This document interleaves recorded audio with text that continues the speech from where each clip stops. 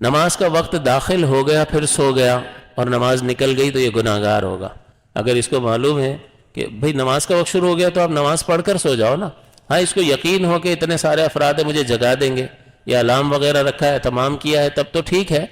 لیکن ویسے جو ہے یہ رسک لینا درست نہیں ہوتا،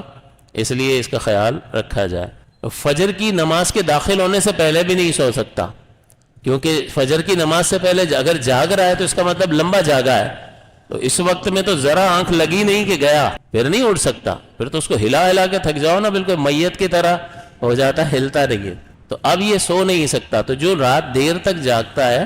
اس کو پھر فجر کا مسئلہ ہوتا ہے، اس لیے علماء نے فرمایا کہ رات دیر تک جس کو یہ اندیشہ ہو کہ اس کی فجر نکل جائے گی، اس کے لیے دیر تک رات کو جاگنا جائز نہیں ہے۔ لیکن ہمارے تو یہ موبائل ہی ختم ہو کے نہیں دیتے ہیں،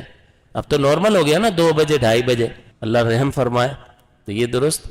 نہیں ہے۔ کوئی سو رہا ہے، آپ کو پتہ ہے اس نے نماز نہیں پڑھی ہے، تو آپ پر واجب ہے کہ اس کو جگائیں۔ کوئی بھول گیا ہے، آپ کے ساتھ دفتر میں کام کرتا ہے، آپ پڑھ کر آ گئے، آپ نے دیکھا یہ کھڑا نہیں ہوا تھا، یہ گیا نہیں ہے کہیں، یہیں بیٹھا ہوا ہے، اور اب نکل رہا ہے وقت اور آپ کو یاد ہے، تو آپ پر واجب ہے کہ آپ اس کو یاد دلائیں گے۔ تو سوئے ہوئے کو جگانا واجب ہے اور بھولے ہوئے کو یاد دلانا واجب ہے۔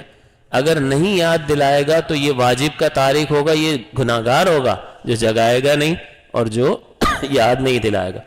اب ہمارے گھروں میں ابا جی نماز پڑھتے ہیں، بچہ سو رہا ہے، اس کو اٹھا ہی نہیں رہے، بیوی کو نہیں اٹھا رہے،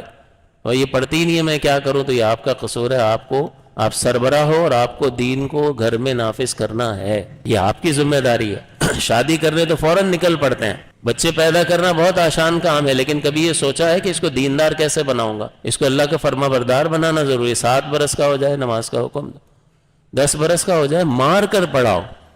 اور ان کے بستروں کو الگ کر دو، بھائی بہنوں کے بستروں کو، یعنی کوئی بھی گناہ کا سبب اطراف میں مت چھوڑو جس کی وجہ سے کوئی موقع مل جائے، کوئی گناہ میں مبتلا ہو جائے، یہ مقصود شرع ہے۔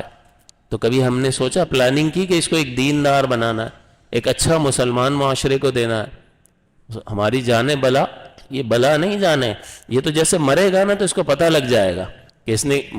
کیا معاشرے کا بیڑا غرق کیا۔ نبی کو بھیجا اصلاح معاشرہ کے لیے، نبی نے تکلیفیں اٹھائیں، صحابہ نے تکلیفیں اٹھائیں، لوگوں نے جانے تک دی ہیں، گھر چھوڑ دیا، رشتہ دار چھوڑ دیے، مال چھوڑ دیا، کس لیے؟ اس دین کی ترقی کے لیے، اور یہ سمجھتا ہے یہ فارغ ہے، اس کی کوئی ذمہ داری نہیں ہے۔ ہر سربراہ، کلکم راع وکلکم مسئول عن رعیتہ، سرکار نے فرمایا تم میں سے ہر ایک نگہبان ہے اور ہر ایک سے اس کی رعایا سے متعلق سوال ہوگا، لہذا غور کرنا چاہیے۔